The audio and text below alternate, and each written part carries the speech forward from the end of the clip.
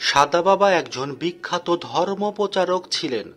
তাকে অনেকে অত্যাধিক গুরু হিসাবে মানতেন এবং অনেকে মনে করেন রহনপুর এলাকার সমৃদ্ধি তার আগমনের ফলেই শুরু হয়েছিল। রহনপুর বড়বাজারে এ মাজারটা নির্মিত। আজকে আমি আপনাদেরকে এ মাজার সম্পর্কে কিছু জিনিস জানাবো। আপনারা ভিডিও চিত্রে সাদা বাবার মাজার দেখতে পাচ্ছেন, কিন্তু এই সাদা বাবার সেই রকম কোনো ইতিহাস নেই। তবে আমি আজকে আপনাদেরকে এই মাজার সম্পর্কে কিছু জিনিস জানাবো, যা জানা সবারই দরকার। তো চলেন আজকের ভিডিও শুরু করা যাক।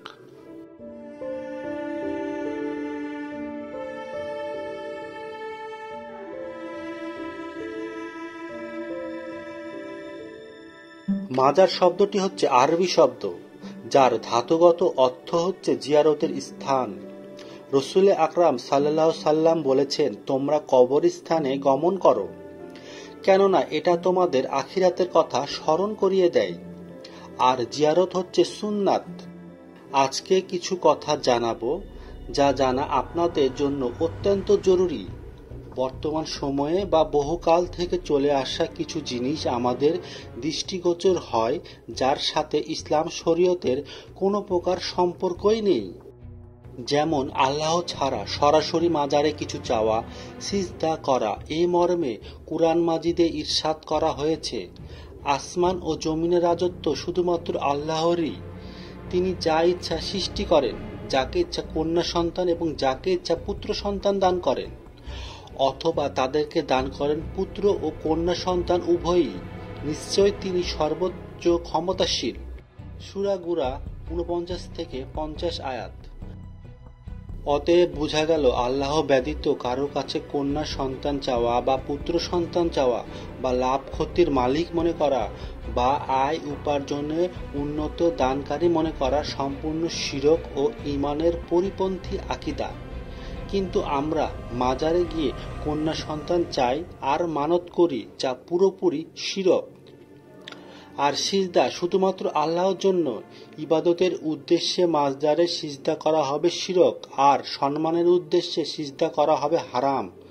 পবিত্র কোরআন শরীফে আল্লাহ পাক ইরশাদ করেছেন, তোমরা সূর্যকে সিজদা করো না, চন্দ্রকেও নয়, সিজদা করো শুধুমাত্র আল্লাহ তাআলাকে, যিনি এগুলো সৃষ্টি করেছেন। সূরা ৪১ হামিম সিজদা আয়াত ৩৭। মহানবী হযরত মুহাম্মদ সাল্লাল্লাহু সাল্লাম মৃত্যুর আগে বলে গেছেন, আমি মারা গেলে কেউ যেন আমাকে সিজদা না করে। যদি আল্লাহ ব্যতীত অন্য কাউকে সিজদা করা জায়েজ হতো, তাহলে আমাদের শ্রেষ্ঠ নবী হযরত মুহাম্মদ সাল্লাল্লাহু সাল্লামকে সবাই সিজদা করত। এই জন্য দেখবেন কাবা শরীফের আশেপাশে কোনো দান বাক্সও নাই, আর বলা আছে এইখানে সিজদা করা নিষিদ্ধ। এটা পরিষ্কার বোঝা যায় আল্লাহ ছাড়া কাউকে সিজদা করা যাবে না। সর্বশেষ ভণ্ড পীরদের ব্যাপারে দুটি কথা বলে ভিডিওটার ইতি টানছি। পীর শব্দটি ফার্সি, শব্দগতভাবে এর অর্থ হলো জ্ঞানী প্রবীণ। আরবিতে সেটাকে বলা হয় শায়খ। যুগে যুগে ইসলামিক স্কলারশিপ ধর্মপ্রচারকদের পীর বলে সম্বোধন করা হয়। যেমন আমাদের মুর্শিদ আল্লামা ফুলতলি সাহেব, সাইকুল হাদিস তথা হাদিসের শিক্ষক, মুসাফিরে কুরআন তথা কুরআনের তাফসিলকারক। সব শিক্ষকেরা এইভাবে তারা তাদের শিক্ষা নিয়ে থাকে। ইসলামের শরীয়তে অটল তারাই হচ্ছেন প্রকৃত পীর।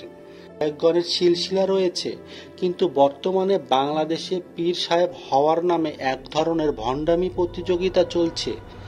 ল্যাংটা বাবা, লাঠি বাবা, ছাবাল বাবা নামক মূর্খ লোকেরা নিজেদের পীর দাবি করা শুরু করেছে, এবং তারা এইভাবে মাজার তৈরি করে যা ইসলামের কোথাও নেই।